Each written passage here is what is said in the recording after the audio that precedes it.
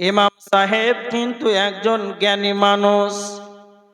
ইমাম সাহেব সঙ্গে সঙ্গে শয়তানকে বলছেন, ওরে শয়তান, ইন্নাল্লাহা আলা কুল্লি শাইইন কাদির, নিশ্চয় আল্লাহ সুবহানাহু ওয়া তাআলা সব কিছুর উপরে ক্ষমতাবান। এটাই শুধু শেষ নয়, সূরা ইয়াসিনের ৮২ নম্বর আয়াতের ভিতরে আল্লাহ বলেছেন, ইন্নামা আমরুহু ইযা আরাদা শাইআ আইয়াকুলা লাহু কুন ফায়াকুন। আল্লাহ যখন কোনো জিনিসকে বানাবার ইরাদা করেন, ইচ্ছা করেন, কেবল তিনি বলেন কুন হয়ে যা, ফায়াকুন, ততক্ষণ সেটাই হয়ে যায়। وهو الذي خلق السماوات والأرض في 6 أيام। আল্লাহ সুবহানাহু ওয়া তাআলা আসমান আর জমিনকে, জমিন আর আসমানকে, নভমণ্ডল ভূমণ্ডলকে ফি 6 আইয়ামিন, আল্লাহ 6 দিনে সৃষ্টি করেছেন। কিন্তু আল্লাহ কাউকে লেবার লাগায় নাই। আল্লাহ তার পবিত্র জবান দিয়ে বলেছিলেন কোন হয়ে যা, ফায়াকুন, ততক্ষণ সেটাই হয়ে গিয়েছে। তার মানে ওরে শয়তান, শুধু ডিমের ভিতরে নয়, তুমি যেখানে ভরতে বলবে সেখানে আমার আল্লাহ পৃথিবীটাকে ভরে দেবে। কেননা আমার বিশ্বাস আছে, ইন্নাল্লাহা আলা কুল্লি শাইইন কাদির। আপনার রবের যদি পরিচয়টা না জানা থাকে, তাহলে আপনি হাজার ইবাদত করেন, কোনো লাভ হবে না। এই জন্য আগে আল্লাহর পরিচয় আপনাকে জানতে হবে। তা আল্লাহর ক্ষমতা কত, কি করে আপনি জানতে পারবেন? আল্লাহ সুবহানাহু ওয়া তাআলা বলেছেন সূরা তারিকের 5 নম্বর আয়াত, আল্লাহ বলেছেন, ফাল ইয়ানজুরিল ইনসানু মিম্মা খুলিক। মানুষকে চিন্তা ভাবনা করা দরকার। প্রত্যেকটা মানুষকে ভাবা উচিত, চিন্তা ভাবনা করা দরকার, মিম্মা খুলিক, সে কি বস্তু থেকে সৃষ্টি হয়েছে। এই আয়াত দ্বারা প্রমাণিত হয় আল্লাহ আপনাকে আমাকে জন্মসূত্র জানতে বলেছেন। আল্লাহ বলেছেন প্রত্যেকটা মানুষকেই জানা উচিত সে কি থেকে সৃষ্টি হয়েছে। যদি কালে আপনি আপনার জন্মসূত্রটা যদি জানতে পারেন, তাহলে আপনার আল্লাহ কত বড় ক্ষমতাবান এটা আপনি জানতে পারবেন। এবার দেখেন আল্লাহ বলেছেন সূরা আলাকের 2 নম্বর আয়াতের ভিতরে, খালাকাল ইনসানা মিন আলাক। আল্লাহ বলেছেন আমি মানুষকে সৃষ্টি করেছি জমাট রক্ত থেকে। এটাই শুধু শেষ নয়, সূরা দাহারের 2 নম্বর আয়াতের ভিতরে আল্লাহ বলেছেন, ইন্না খালাকনাল ইনসানা মিন নুতফা। আল্লাহ বলেছেন আমি মানুষকে, নিশ্চয় মানুষকে সৃষ্টি করেছি নুতফা থেকে। নুতফা থেকে, শুক্রাণু থেকে, পানি থেকে, বীজ থেকে আমি আল্লাহ মানুষকে সৃষ্টি করেছি। আপনারা অবগত আছেন সারা পৃথিবীর বুকে যতগুলো আল্লাহর সৃষ্টি রয়েছে, সব চাইতে সুন্দরতম আকৃতি আবয়নকার, সুন্দর দেহকার, সব চাইতে আশরাফুল মাখলুকাত কে না তো মানুষ। আল্লাহ আমাকে আপনাকে পানি থেকে সৃষ্টি করেছে। খুব ভালো করে শুনেন, আল্লাহ বলছেন যে আমি মানুষকে সৃষ্টি করেছি শুক্রাণু থেকে, বীজ থেকে, পানি থেকে। এটা আবার কি করে হয়? এত সুন্দর আবয়ন আল্লাহ দিয়েছেন, এটা কি করে হয় যে পানি থেকে এত সুন্দর তৈরি হবে? যারা ছবি অঙ্কন করে তাদেরকে কি বলা হয়? যারা ছবি অঙ্কন করে ইংরেজিতে তাদেরকে আর্টিস্ট বলা হয়, বাংলাতে তাদেরকে চিত্রকার বলা হয়। সারা পৃথিবীর যতগুলো আর্টিস্ট রয়েছে, চিত্রকার রয়েছে, তাদেরকে যদি আনা হয়, তাদেরকে যদি খাতা দেওয়া হয়, পেন্সিল দেওয়া হয়, একটা গাধার ছবি অঙ্কন করতে যদি তাকে বলা হয় গাধার ছবি অঙ্কন করে দেবে। আব্দুল কাইয়ুমকে যদি তার সম্মুখে দাঁড় করিয়ে দেওয়া হয়, যদি তাকে বলা হয় আব্দুল কাইয়ুমের মাথা থেকে পা পর্যন্ত এঁকে দাও, তা আব্দুল কাইয়ুমকে দেখে দেখে দেখে খাতা এবং রুলে যেন সে অঙ্কন করে দেবে। ঘটনাটি কেন আনলাম, সারা পৃথিবীর যতগুলো ছবি আঁকনেওয়ালা আছে, চিত্রকর আছে, তাদেরকে যদি আনা হয়, তাদেরকে যদি পুকুরের ধারে নিয়ে যাওয়া হয়, তাদেরকে যদি নদীর কাছে নিয়ে যাওয়া হয়, সমুদ্রের কাছে যদি নিয়ে যাওয়া হয়, আর যদি তাকে বলা হয় আব্দুল কাইয়ুমের দেহটাকে মাথা থেকে পা পর্যন্ত তুমি পানিতে অঙ্কন করে দাও, সারা পৃথিবীর যতগুলো চিত্রকর আছে সকলেই যেন ফেলিয়ার হয়ে যাবে। আব্দুল কাইয়ুমের দেহটাকে পানিতে কারো আঁকার যেন ক্ষমতা নাই। তো আমার আল্লাহ বলছেন, বান্দারে ইন্না খালাকনাল ইনসানা মিন নুতফা, আমি আল্লাহ তোমাকে শুক্রাণু থেকে, পানি থেকে আমি আল্লাহ তোমার এত সুন্দর আবয়ন দিয়েছি। আল্লাহ মানুষকে সুন্দর আবয়ন দেওয়ার ব্যাপারে, সুন্দর আকৃতি দেওয়ার ব্যাপারে আল্লাহ সুবহানাহু ওয়া তাআলা 4 বার কসম খেয়ে বলেছেন, ওয়াতিনি ওয়াযাইতুনি ওয়া তুরি সিনিন ওয়া হাদাল বালাদিল আমিন। আল্লাহ 4 বার কসম খাওয়ার পর আল্লাহ বলেছেন, লাকাদ খালাকনাল ইনসানা ফি আহসানি তাকওয়িম। আল্লাহ বলেছেন, আমি তোমাদেরকে, মানুষদেরকে সুন্দর আবয়ন দিয়ে বানিয়েছি। তাহলে আল্লাহ জন্মসূত্রটা কেন জানতে বলেছেন? যে আল্লাহ বলছেন তুমি কি চিন্তা ভাবনা করো না? একবার কি চিন্তা ভাবনা আসে না? তুমি ছিলে কোথায়, এলে কোথায়, তোমার জন্ম কোথা থেকে হলো? পানি থেকে যদি তোমাকে সুন্দর, এত সুন্দর আবয়ন দিতে পারি, তো তোমার রবের পরিচয় তুমি পাবে না কেন? এই জন্য আল্লাহ বলেছেন, ফালিয়ানজুরিল ইনসানু মিম্মা খুলিক। দেখো, তুমি তোমার জন্মসূত্রটাকে আগে দেখো। আর কি দেখতে বলেছেন? আল্লাহ সুবহানাহু ওয়া তাআলা সূরা বাকারার 28 নম্বর আয়াতের ভিতরে আল্লাহ বলেছেন, ওয়া কুনতুম আমওয়াতান, তোমরা ছিলে নিষ্প্রাণ। নিষ্প্রাণ বলতে আমাদের কোনো অস্তিত্ব ছিল না, আপনার আমার কোনো আবয়ন ছিল না। আব্দুল কাইয়ুমের 25 বছর হলো, 2 বছরকে পিছিয়ে নিয়ে চলে যান, 27 বছর আগে আমার আব্বা মাও জানতো না পৃথিবীতে আব্দুল কাইয়ুম আসবে, এটা কারো জানা ছিল না, সারা পৃথিবীর কারো খবর ছিল না। তখন আল্লাহ জানে পৃথিবীতে আব্দুল কাইয়ুম আসবে। এবার দেখেন আল্লাহ সুবহানাহু ওয়া তাআলা বলেছেন, তোমরা ছিলে নিষ্প্রাণ। সূরা তাহরীর 1 নম্বর আয়াতের ভিতরে আল্লাহ বলেছেন, হাল আতা আলাল ইনসানি হিনুম মিনাদ দাহরি লাম ইয়াকুন শাইয়্যাম মাযকুরা।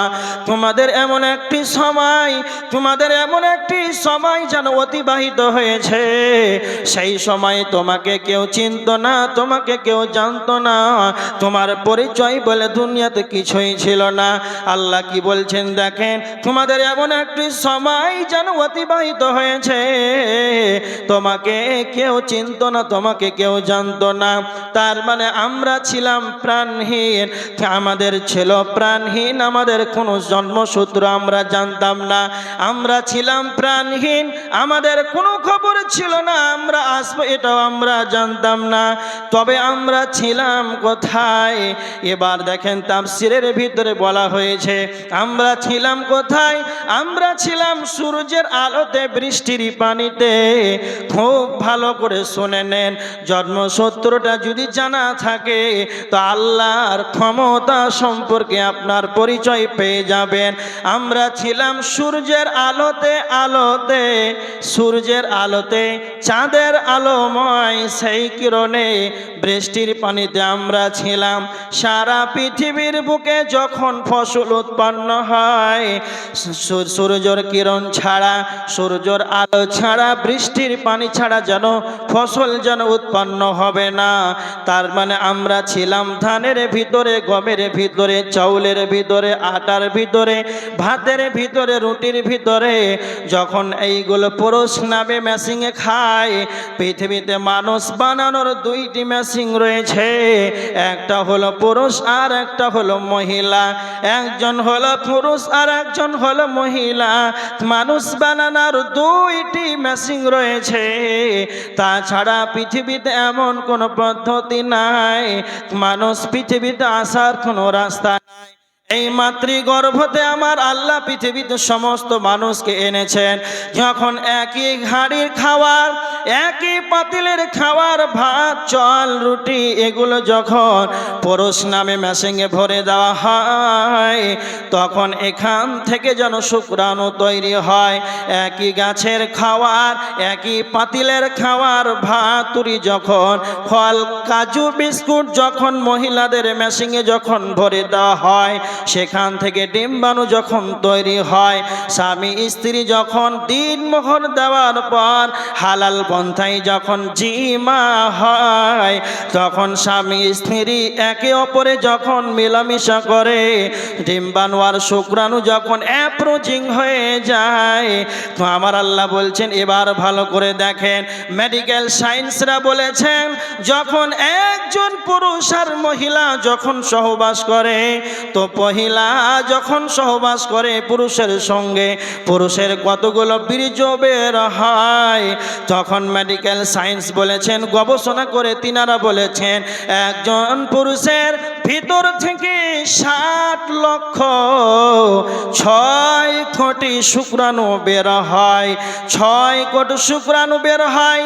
এবার ভালো করে শুনে নেন, তার মানে আল্লাহ আপনাকে এনেছেন 6 কোটির ভিতর থেকে, 60 লক্ষর ভিতর থেকে 5,99,000, 5,99,99,999টি, 5,99,99,999টি যেন গোসলের পানিতে যেন ধুয়ে মুছে চলে যায়। আর সেখান থেকে আল্লাহ আপনাকে 60 লক্ষর ভিতর থেকে আব্দুল কাইয়ুমকে, হাজী আব্দুল সাত্তারকে, আব্দুল্লাহকে আল্লাহ পৃথিবীতে, দুনিয়াতে এনেছেন। তা আমার আল্লাহ বলছেন, তোমরা কি ভাবো না, হাল আতা আলাল ইনসানি হিনুম মিনাদ দাহরি লাম ইয়াকুন শাইয়্যাম মাযকুরা। তোমরা ছিলে কোথায়? সেই 60 লক্ষর ভিতর থেকে, 6 কোটির ভিতর থেকে সমস্তগুলোই গোসলের পানিতে ধুয়ে চলে গেল। সেখান থেকে আমি তোমাকে একাই পৃথিবীতে আনলাম, তারপরে তুমি কি আমার পরিচয়টা পাবে না? তারপরে কি আমাকে সাজদা করবে না? আমি বিষয়টি কেন আনলাম? যখন আপনার হায়াতের জ্ঞান থাকবে যে আল্লাহ আমাকে কোথা থেকে পৃথিবীতে এনেছেন, কেন এনেছেন, তখন আপনি মসজিদের গেটটা খুঁজে পাবেন। 2, আর মরণ সম্পর্কে আলোচনা কেন করব? যখন আপনার ভিতরে মরণের ভয়াবহতা থাকবে, তখন আপনার যতগুলো পৃথিবীর পাপাচার কাজ আছে, যতগুলো গুনাহের ময়দান আছে, সেখান থেকে লাত মেরে আপনি মসজিদের গেটটা খুঁজে পাবেন। এই জন্য আমি হায়াত সম্পর্কে, জীবন সম্পর্কে আলোচনা করলাম যে আমরা ছিলাম কোথায়, আবার পৃথিবীতে এসেছি, এখান থেকে আমাদেরকে চলে যেতে হবে, এখানে আমাদের বাঁচার কোনো উপায় নাই। এবার দেখেন, মৌত এমন একটা সাবজেক্ট, মানুষ মৌতের আলোচনা, কোরআন হাদিসের আলোচনা চলছে, বিভিন্ন ধরনের মানুষ পৃথিবীতে আছে।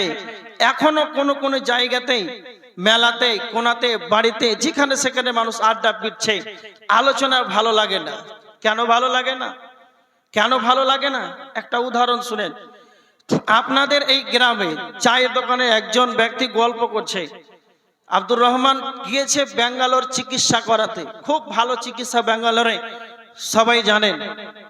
আব্দুর রহমান ব্যাঙ্গালোরে চিকিৎসা করাতে গিয়েছে, 3-4 মাস পর বাড়ি এসে চায়ের দোকানে গল্প করছে। আরে জানিস তো গল্প করছে কার সঙ্গে? না তো একজন একবারে উগ্র মিজাজি মানুষ, খিটমিটা মিজাজের মানুষ, একটুতে রেগে যাচ্ছে। বলছে, আব্দুর রহমান জানিস, ব্যাঙ্গালোর গেলাম, মাত্র 2 টাকা টিকিট, হাসপাতালে এত চিকিৎসা ভালো, সুবহানাল্লাহ, কি বলবো। তখন ওই খিটমিটা মিজাজের মানুষটা রেগে যাচ্ছে, ভাই কি বলছিস রে? আবার বলছে, আরে জানিস 2 টাকা হতে পারে, 1-1 লাখ টাকার ওষুধ ফ্রিতে পেয়েছি, কোনো আরে চিকিৎসা খুব ভালো। আবার রেগে যাচ্ছে।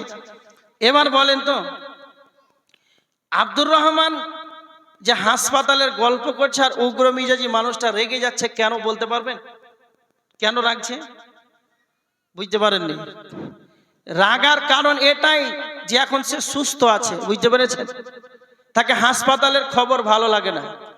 2, ওই যে উগ্র মিজাজি মানুষটা 6 মাস পর, কিছুদিন পর তাকে আবার প্যারালাইজ আর হার্ট, যত বড় বড় মারাত্মক অসুখ আছে, ব্লাড ক্যান্সার ধরেছে। এখন ওই আব্দুর রহমানের বলছে কোথায় আছে, আব্দুর রহমানের বাড়ি গেছে, যে বলো তো বলো, কোথায় চাপলে কোথায় নামলে ব্যাঙ্গালোর চিকিৎসা কেমন করে করালে কোন ডাক্তার ভালো, ওকে এবার শোনাতে হবে না, এবার শুনতে যায়। কেন বলেন তো? সে এখন অসুস্থ, তাকে এখন অসুস্থ, এই জন্য শুনতে ভালো লাগবে। এখন সে নিজেই খবর নিতে যাচ্ছে। আজকাল মানুষ কোরআন হাদিসের আলোচনা শুনে না কেন? মানুষকে বারবার বলতে হচ্ছে কেন, আসেন আলোচনা শুনেন, বসেন। কেন বলেন তো? সে এখন তার মরণের ভয়টা নাই, মরতে হবে এই জ্ঞানটাও তার ভিতরে নাই। সে এখন সুস্থ আছে, বলছে এইভাবে দুনিয়া কেটে যাবে। এই জন্য তাকে কোরআন হাদিসের আলোচনা ভালো লাগে না। যখন তার ভিতরে মৌত সাবজেক্টটা যখন চলে আসবে, তখন ওই আব্দুর রহমান সাত্তারকে মাইকিং করে, হ্যান্ডবিল করে, পোস্টার করে ডাকতে হবে। না না, সে আলেম ওলামার কাছে, মৌলানাদের কাছে এসে বলবে, মৌলানা আপনি বলেন। নিজে এসে বলবে, আপনি বলেন কি ইবাদত করলে কবরে 3টি প্রশ্নের জবাব দিতে পারবো, আপনি বলেন। এবার সে নিজেই যেন আলেম ওলামার কাছে আলোচনা শুনতে আসবে, সে নিজে আলোচনা শুনতে আসবে। এবার দেখেন, মৌত এমন একটা সাবজেক্ট, এই সাবজেক্টটা প্রত্যেকটা মানুষের ভিতরে থাকা উচিত। কেন? আমি একটা কথা বলি, মৌত এমন একটা সাবজেক্ট যা সারা পৃথিবীর মানুষ যেই ধর্মের হোক না কেন সবাই বিশ্বাস করে না, করে না? মরতে হবে, এতে কোনো মানুষের কোনো দ্বিমত আছে? হিন্দু হোক, মুসলিম হোক, ইহুদি, খ্রিস্টান, নাসারা, বৌদ্ধ, যেই জাতির হোক, যেই ধর্মের হোক, এটাকে অস্বীকার করার ক্ষমতা আছে? কারো ক্ষমতা নাই। কেন? এটা স্বচক্ষে সে দেখছে যে মানুষ মরছে। কিন্তু মানুষের দ্বিমত আছে। কোথায় মানুষের দ্বিমত রয়েছে, কোথায় মানুষের মতভেদ রয়েছে? আল্লাহ সুবহানাহু ওয়া তাআলা সূরা কফের 3 নম্বর আয়াতের ভিতরে আল্লাহ বলেছেন, আইদা মিতনা ওয়া কুন্না তুরাবান যালিকা রাজউম বাঈদ। কাফেরদের ধারণা, আমরা যখন মরে যাব, পচে যাব, গলে যাব, আমাদের হাড় হাড্ডিগুলো যখন মাটির সঙ্গে যখন মিশে যাবে, আমরা যখন পচে যাব, আমাদের হাড় হাড্ডিগুলো যখন মাটির সঙ্গে মিশে যাবে, তখন কি আমার আল্লাহ আমাদেরকে আবার পুনর্জীবিত করবে? এটা কাদের ধারণা? এটা হলো কাফেরদের ধারণা। এটা কাফেরদের ধারণা রয়েছে। কিন্তু আমার সামনে যারা বসে আছেন, ডানে বামে পিছনে পর্দার আড়ালে, এটা যারা ঈমান আছে এরা কোনোদিন অস্বীকার করবে না। আমরা মুসলমান, আমরা ঈমানদার, আমাদের লক্ষ্য উদ্দেশ্য হবে আমরা দুনিয়া ছেড়ে চলে যাব। আল্লাহ আমাদেরকে আবার কিয়ামতের ময়দানে জীবিত করবেন। আল্লাহ আমাদের হিসাব নিকাশ নেবেন। আল্লাহ সুবহানাহু ওয়া তাআলা সূরা আল মুমিনুনের 115 নম্বর আয়াতের ভিতরে আল্লাহ বলেছেন, আফা হাসিবতুম আন্নামা খালাকনাকুম আবাসা ওয়া আন্নাকুম ইলাইনা লা তুরজাউন। আল্লাহ বলেছেন, ওয়া আন্নাকুম ইলাইনা লা তুরজাউন। তোমরা কি ভেবেছো, তোমাদের কি ভেবেছে যে তোমাদের কি আমার নিকট আসতে হবে না? এটাই কি তোমরা ভেবেছো? তো আমার আল্লাহ বলছেন, তোমরা শুনে নাও। আল্লাহ বলেছেন, ইন্না ইলাইনা ইয়াবাহুম সুম্মা ইন্না আলাইনা হিসাবাহুম। তোমাদেরকে আমার নিকট আসতেই হবে, হিসাব দিতেই হবে। আল্লাহ সুবহানাহু ওয়া তাআলা সূরা ইনফিতারের 16 নম্বর আয়াতের ভিতরে আল্লাহ বলেছেন, ওয়া মা হুম আনহা বিগাইবিন। সেই দিন কেউ যেন অনুপস্থিত থাকবে না, সকলকে কিয়ামতের ময়দানে হাজির দিতে হবে। তার মানে যারা ঈমানদার হবে, যারা মুমিন হবে, এদের বিশ্বাস থাকতে হবে আমরা যখন মরে যাব আমাদেরকে আল্লাহ আবার যেন আমাদেরকে জীবিত করবে। আল্লাহ আমাদেরকে আবার জীবিত করবেন। এবার দেখেন, আমরা মরবো ইনশাআল্লাহ, এটা বিশ্বাস করি না করি না? হ্যাঁ বলেন না, ভয় লাগছে? ভয় লাগছে তো। মরার আলোচনা পেলে সব ছেড়ে নাকি? কোনো মানুষ, কিছু কিছু মানুষ আছে, ওর সামনে যদি আলোচনা করেন যে ভাই মরতে হবে, খুব রাগ হয়। দুনিয়া তার আলোচনা পেলে মরতে হবে, মরতে কিন্তু চাইবে না নিজের। আল্লাহ রসুল সাল্লাল্লাহু আলাইহি সাল্লামের একটা হাদিস আছে, হাদিসটা আবু দাউদ শরীফের হাদিস, যে আল্লাহ রসুল বলছেন এমন একটা যুগ আসবে যারা দুনিয়াকে আঁকড়ে ধরবে আর মৌতটাকে ঘৃণা করবে, ওয়াকারাহিয়াতুল মৌত। এই হাদিসটা আজকে মানুষের সঙ্গে মেল হয়ে যাচ্ছে, প্রায় মানুষকে বলেন মরতে কিন্তু ইচ্ছা করে না। এবার দেখেন আমাদেরকে মরতে হবে, এতে কোনো উপায় নাই। কেন? একটা হাদিস আপনাদের সম্মুখে, আমি কয়েকটা প্রশ্ন করব আপনাদেরকে, আপনারা উত্তর দিবেন। বলেন তো, জানাজার নামাজ এটা ফারজে আইন না ফারজে কিফায়া? কথা বলেন, তাড়াতাড়ি উত্তর দেন। কার জানা আছে? ফারজে কিফায়া, মাশাআল্লাহ, ফারজে কিফায়া। মানে এখানে আপনি যেতে পারেন, গেলে নেকি হবে, না গেলে গুনাহ হবে। দুই, এক মুসলমানের প্রতি অপর মুসলমানের কয়টা হক? 6টা। এবার দেখেন, জানাজায় অংশগ্রহণ করলে, জানাজার সালাত আদায় করলে কয় পাহাড় নেকি? 1 পাহাড়। 3 পাহাড় লাই তো, 1 উহুদ পাহাড় সমতুল্য নেকি। 2, যদি দাফন কমপ্লিট করেন তাহলে 2 উহুদ পাহাড় সমতুল্য নেকি দেওয়া হবে। মুসলিম শরীফের 5544 নম্বর হাদিস, হাকুল মুসলিম আলাল মুসলিম সিত্তুন, এক মুসলমান অপর মুসলমানের হলো 6টা হক। তার ভিতরে একটি হলো ইত্তিবাউল জানাইজ, জানাজায় অংশগ্রহণ করা। আল্লাহর নবী বলেছেন, কেউ যদি জানাজার সালাতে যায় তাহলে তাকে 1 কিরাত নাকি দেওয়া হবে। কেউ যদি দাফন কমপ্লিট করে তাহলে তাকে 2 কিরাত যেন নাকি দেওয়া হবে। এতটা সওয়াব কেন রয়েছে? আল্লাহর নবী কেন জানাজার সালাতে যেতে বলেছেন, কবর জিয়ারত করতে বলেছেন? তোমরা কবর জিয়ারত করো, কবরবাসীদের কাছে কিছু চাওয়া যাবে না। মুমিন মুমিনার জন্য কবরে গিয়ে তাদের জন্য মাগফিরাত কামনা করো। কবর স্থানে যাওয়ার কথা বলা আছে, কেন কেন কেন? কবরস্থানটি এমন একটি জায়গা, কবরস্থানটি হলো শিক্ষাঙ্গন। যেমন স্কুল, কলেজ, ইউনিভার্সিটি, ভার্সিটি রয়েছে, এইগুলি জায়গা যেমন শিক্ষা নেওয়ার জায়গা, তো কবরস্থানটা হলো একটা শিক্ষা নেওয়ার জায়গা। যেমন করে মাদ্রাসার ছাত্ররা, স্কুলের ছাত্ররা, কলেজের ছাত্ররা সেখানে বিদ্যালয়ে যাবে, শিক্ষাঙ্গনে গিয়ে শিক্ষা নেবে, তো যারা ইমানদার হবে, যাদের ভিতরে বিবেক থাকবে, যাদের মানবতার জ্ঞান থাকবে, তারা কবরস্থানে গিয়ে যেন শিক্ষা নেবে। কি শিক্ষা নেবে? যাকে আপনি একজন মৃত্যু ব্যক্তিকে গোসল দিয়ে জানাজার খাটে বহন করে নীরব নগরে কবরস্থানে নিয়ে চলে গেলে, আর সেখানে জানাজার খাটটাকে আপনি সামনে করে জানাজার সালাত আদায় করে দিলেন। যদি আপনি বিবেকবান হন, আপনি যদি চেতনা থাকে, আপনার যদি জ্ঞান থাকে, তাহলে আপনি যাকে 3 মুষ্টি মাটি দিয়ে দিলেন, আপনার বিবেক বলবে, যাকে আমি আজকে জানাজার সালাত আদায় করলাম, যার খাটটাকে সামনে রেখে আমি যাকে 3টা মুষ্টি মাটি দিয়ে দিলাম, সে 8 ঘন্টা কিংবা 6 ঘন্টা আগে তার জীবন ছিল, তার আত্মাটি ছিল, আর আজ 6 ঘন্টা হয়ে গেল তার আত্মাটি নাই। বিধায় তাকে আমরা গরম পানি করে বোরের পাতা দিয়ে গোসল দিয়ে দিলাম, জানাজার খাটে সাদা কাফন পরিয়ে নিয়ে এলাম, আর সামনে রেখে জানাজার সালাত আদায় করলাম। এইভাবে আমরা তাকে রসুলের পদ্ধতিতে তা 3 মুষ্টি মাটি দিয়ে দিলাম। আজকে যার জানাজার আদায় করলাম, এই ব্যক্তিটি আমার সঙ্গে যেন আমাদের গ্রামে আমার পাশে যেন জলসা শুনেছে, আমার কাছে বসেই আমার চায়ের দোকানে চা খেত, আমার জুমার মসজিদে যেন আমার পাশে যেন আমার সঙ্গে জুমার খুতবা শুনত।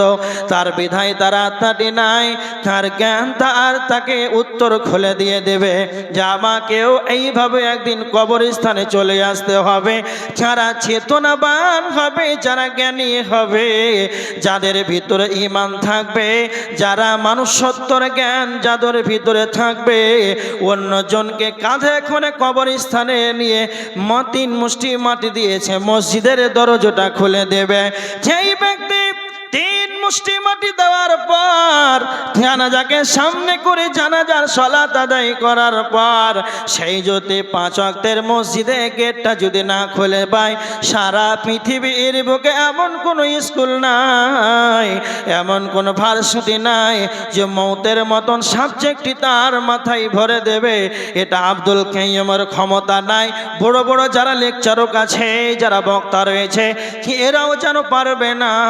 সব চাইতে মৌতকে স্মরণ করার উপায় হলো কবরস্থানে গিয়ে যেন কবরবাসীদের জন্য তাদেরকে দেখে শিক্ষা নেবে যে এইভাবে আমাকেও যেন কবরস্থানে চলে আসতে হবে।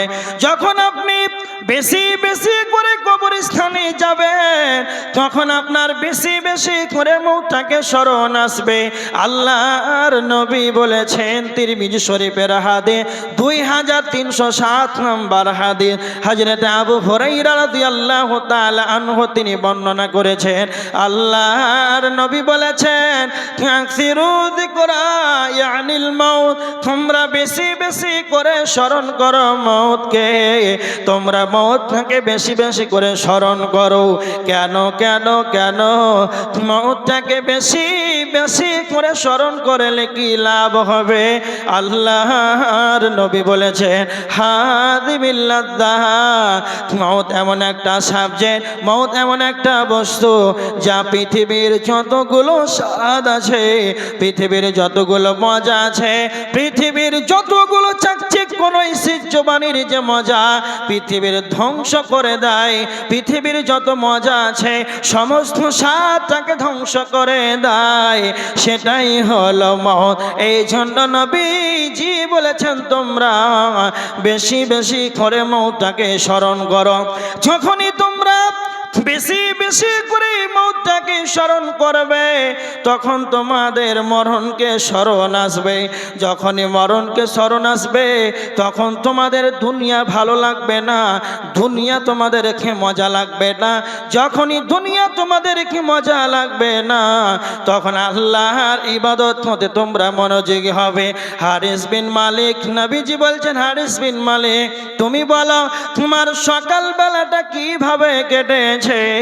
আল্লাহর নবীকে হারিস বিন মালিক বলছেন, আল্লাহর নবী সকাল বেলা যেন আমার প্রকৃত মুমিন হিসাবে কেটেছে।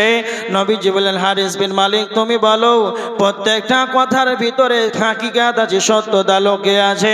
তুমি যে নিজেকে প্রকৃত মুমিন দাবি করেছো, এর সত্যটা তুমি বলে দাও। হারিস বিন মালিক তখন বললেন আমি 3টির উপরে টিকে রয়েছি। আমি জানো নিজেকে ইমানদার বলে দাবি করেছি। প্রথম নাম্বার হারিস বিন মালিক বললেন আল্লাহর নবী আমাকে জানো দুনিয়া যেন ভালো লাগছে না, দুনিয়ার যত মজা স্বাদ আছে আমাকে যেন ভালো লাগে না। তার মানে যখনই আপনি মৌতটাকে স্মরণ করবেন, তখন যেন আপনার দুনিয়ার মজা উল্লাস যেন আপনার কাছ থেকে তখন হারিয়ে যাবে, তখনই আপনার আল্লাহর ইবাদতে মনোযোগী হবে।